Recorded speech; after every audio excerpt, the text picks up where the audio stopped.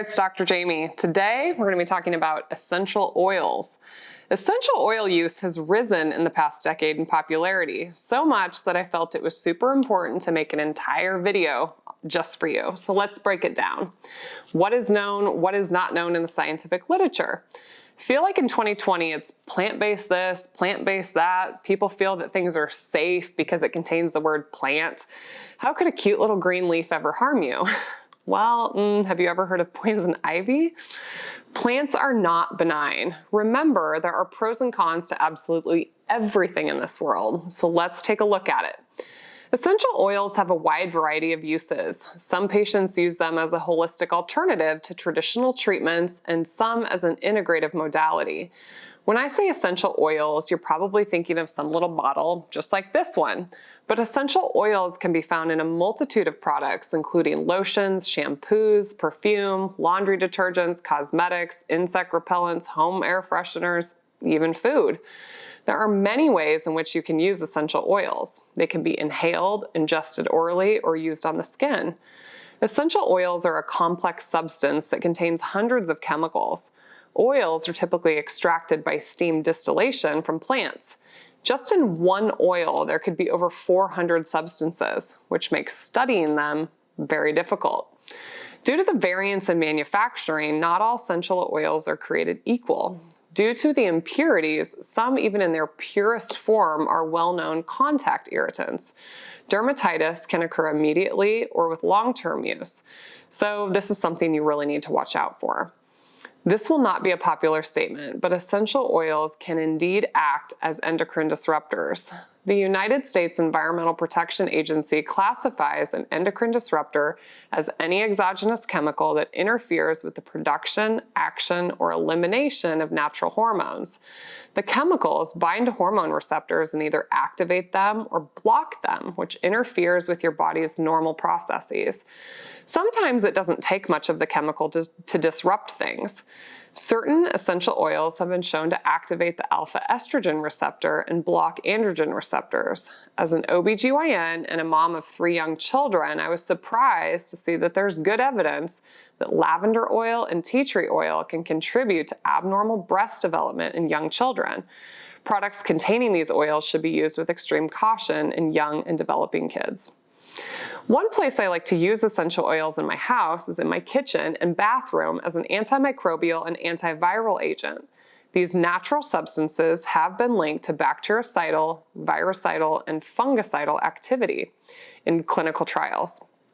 These oils include things like thyme, garlic, cinnamon, lavender, lemon balm, and oregano, just to name a few. Because essential oils are lipophilic, they can easily penetrate the cell wall of bacteria. A variety of human fungal pathogens can also be affected by essential oils, including a common one in women's health, Candida albicans.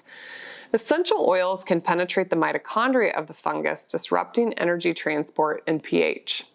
Of course, in 2020, we're all a little bit worried about viruses. So how do essential oils fare here? Well, there have been quite a few studies done on everything from the herpes virus to the flu to the common cold known as rhinovirus. And they found that there's modest benefit from things like Australian tea tree oil, eucalyptus oil, and thyme oil. The exact mechanism has yet to be explained, but likely involves interference with virion development and replication. Now let's talk about another annoying summer visitor, mosquitoes. I'm sure just like me, you've been on the hunt for a non-toxic bug spray. Synthetic chemicals found in most commercial bug sprays contain DEET, which has its own host of concerns for human health and safety, as well as environmental impact. Many essential oils have been studied against insects, with modest benefit found both against mosquitoes and ticks. These oils include things like citronella, lemongrass, and rosemary, and many others. The issue with essential oils used as an insect repellent is the oils are volatile, meaning the duration of action on your skin is short-lived, so you have to keep reapplying with frequency. Scientists have tried to develop technology that increases this duration with cream bases, polymers, microcapsules, fixatives, and patches. Essential oils can be a well-known skin irritant, so applying them over and over and over is likely not ideal. In fact, studies have shown them to not only irritate the skin, but in some sensitive individuals, they can cause asthma, headaches, change the way your blood clots, neurotoxicity, immunotoxicity, and even epigenetic changes. So back to my reference of people thinking that plant-based is safer. Did you know that Canada banned the use of citronella in 2006 due to lack of safety data? I know, it's a commonly used oil in bug repellents and candles, and it has something called methyl eugenol in it. Methyl eugenol has carcinogenic traits in animals, and according to the U.S. National Toxicology Program, is a reasonable anticipated carcinogen in humans. Clove oil also contains methyl eugenol. These oils aren't just in bug repellents, they're found in cosmetics, food, and medicines too. Okay, so let's move on to inflammation. Studies have shown that oils such as chamomile, lavender, eucalyptus, and rosemary mediate the inflammatory response and are able to influence antioxidant activity, inhibit arachidonic acid metabolism, lower cytokine production, and the expression of pro-inflammatory genes. You see how plants are not benign, right? In fact, essential oils for mental health disorders is a growing area. Essential oils like lavender have been studied in humans for generalizable anxiety disorder with pretty good results. They affect your serotonin receptors, your GABAergic system, and your sodium channels, and work as an anxiolytic. Lavender and bergamot both have been shown to lower diastolic blood pressure. Okay, so to summarize for you, there are some amazing benefits and uses of essential oils, but they're not benign. You need to respect the power of the plants, may it be good, bad, or ugly. I personally weigh the use of these types of things against alternative chemicals that could be more harmful.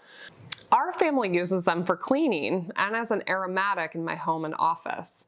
I'm stringent with the use of essential oils on my skin and for my girls.